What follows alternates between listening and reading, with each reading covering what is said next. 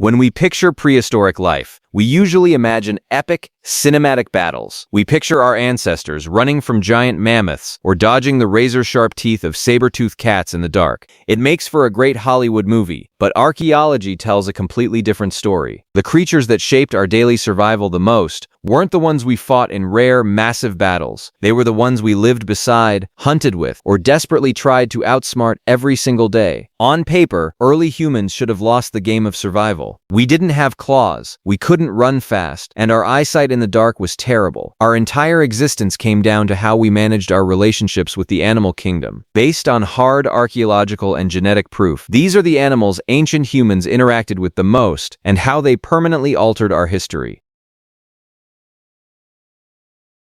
Let's start with an interaction that didn't just change human history, it altered the physical structure of another species entirely, the gray wolf. For a long time, popular culture told us that humans forcefully captured wolf pups and tamed them. But modern genetic science and excavations like those in the Goyet caves in Europe suggest something much more fascinating. It was likely a mutual choice. 30,000 years ago, humans and wolves were apex predators competing for the exact same meat, but instead of wiping each other out, a silent pact was formed. Wolves realized that human campsites meant easy leftovers. Humans realized that having wolves around meant an early warning system against larger terrors. This wasn't just a casual friendship. This interaction changed our biology. Science shows that hunting alongside early dogs drastically increased human hunting efficiency. We no longer had to track wounded prey for days. Our tactical co-pilots did it for us. By shifting our territorial dominance, this single interaction might be the exact reason Homo sapiens outlasted the Neanderthals. We didn't just tame the wolf. We engineered a partner, and in doing so, we created an entirely new psychological dynamic that would follow us all the way into the modern living room. Every time you look at a domestic dog today, you are looking at a living artifact of a prehistoric survival contract that rescued our species from starvation. We bonded with them so deeply that our chemistry aligned. When we look into their eyes today, both our brains release oxytocin, the exact same hormone that bonds a human mother to her child. That biological link was forged in the freezing dark of the Ice Age.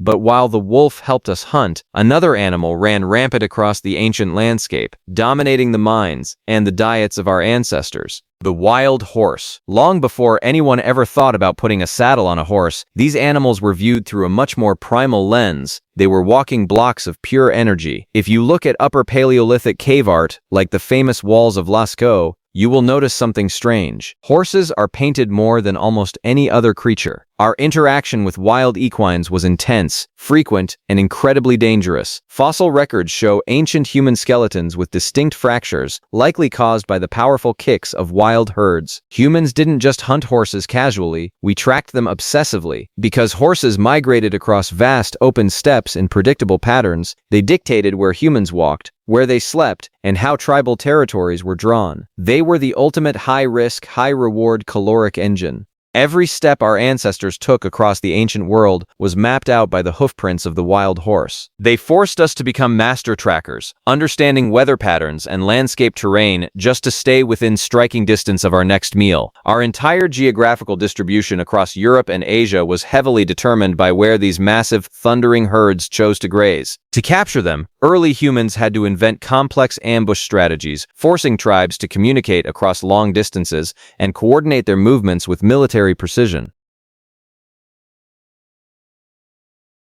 But our interactions weren't always based on cooperation or hunting. Sometimes, we were the ones being tracked. Enter the cave lion. This is where the interaction turns purely psychological. The cave lion was significantly larger than the modern lions we see today, and they shared the exact same real estate as ancient humans. This wasn't an animal we ran into occasionally. It was a constant looming threat that shaped human behavior. Archaeologists have found numerous ancient human bones bearing the unmistakable gnaw marks of large carnivores, but the interaction ran deeper than just physical danger. It entered our minds. In the Hohenstein-Stadel cave, researchers discovered an ancient ivory carving known as the Lion Man, a figure that is half human, half lion. This tells us that our constant, terrifying interactions with this apex predator forced our ancestors to develop a deep, spiritual reverence for them. The psychological pressure of avoiding the cave lion wired the human brain for hypervigilance, Our modern, unexplained anxieties, our fear of what hides in the pitch black, those are the evolutionary echoes of an ancient human staring out into the dark, knowing a lion was staring back. We learned to read the silence of the forest and the sudden panic of birds, developing a hyper-reactive nervous system that we still carry with us today when we walk down an empty street at night. The cave lion forced us to become smarter, quieter, and infinitely more observant, turning our primal fear into the fuel that accelerated human intelligence.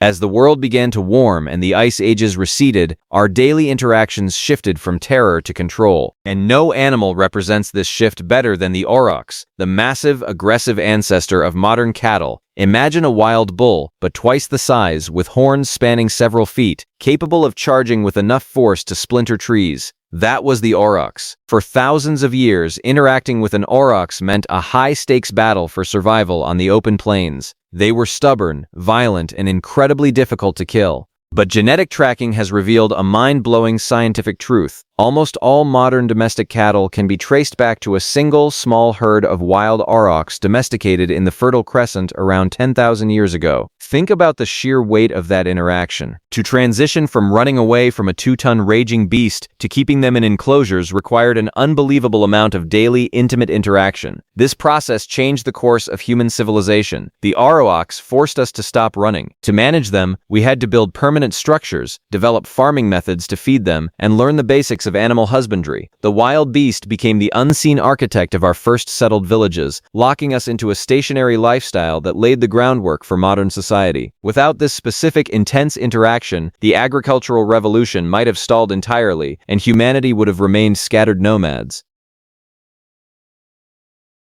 While some animals changed our societies, others fought us for the very right to stay warm. This was the silent, brutal war with the cave bear. For thousands of years, the greatest threat to an ancient human wasn't necessarily a predator. It was the elements. Freezing temperatures meant that finding shelter was a literal matter of life and death, and humans weren't the only ones who knew this. The interaction between ancient humans and cave bears wasn't typically fought in the open plains for meat. It was fought in the dark, cramped spaces of Europe and Asia for prime real estate. Excavations show an incredible pattern: layers of human fires and tools, immediately followed by layers of bear bones, followed again by human artifacts. For generations, humans and bears played a deadly game of musical chairs. When the bears went into hibernation, humans would move in, sometimes hunting the bears while they slept. When the humans left or were driven out, the bears took it back. This forced proximity meant that our ancestors spent thousands of years studying bear behavior, learning their biological cycles, and fighting a silent war for the very caves that kept our species from freezing to death. It was an interaction born of sheer spatial necessity, where a cave wasn't just a home, but the boundary line between survival and extinction. It forced humans to master fire, using it as a biological barrier to keep a 700-pound animal from reclaiming its territory while the tribe slept.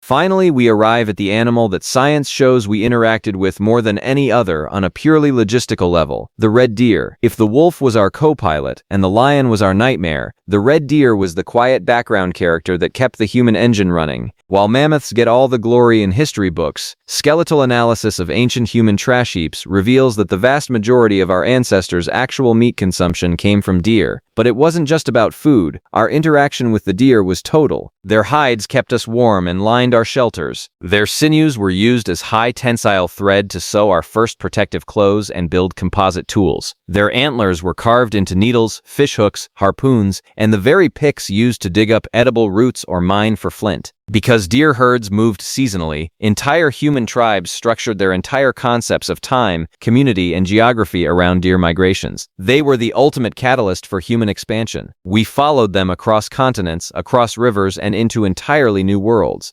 making them the most consistently interacted with creature in our ancestral history. They were our compass across the globe. As they sought new valleys and pastures, they walked the paths that humanity would eventually pave into rows. When we look back at the dawn of humanity, it is easy to fall into the trap of thinking we did it all alone. We look at our towering cities, our complex technologies, and our modern lives, and we view ourselves as completely separate from the wild. We sit in temperature-controlled rooms, completely isolated from the brutal realities of the natural food chain, believing we conquered the planet through sheer individual intellect. But science shows that we are a collaborative project, Every fear you feel in the dark, every instinct you have to seek shelter during a storm, every profound bond you feel with a domestic pet sleeping at the foot of your bed, these aren't random behaviors. They are the living, breathing remnants of a time when our survival hung in a delicate balance, decided entirely by how we navigated our relationships with the creatures around us. We didn't just conquer the animal kingdom, we were systematically shaped, pushed, and molded by it. Our language, our tools, our migrations, and our architecture were all reactions to the animals we crossed paths with. If those 6 species had behaved even slightly differently, or if we had failed to adapt to them, the human story would have ended before it ever truly began. And if you strip away the concrete, the glass, and the digital screens of the modern world, you will find that the deep, ancient footprints of those species are still walking right beside us in the dark, reminding us exactly who we are, where we came from, and how we survived the wild.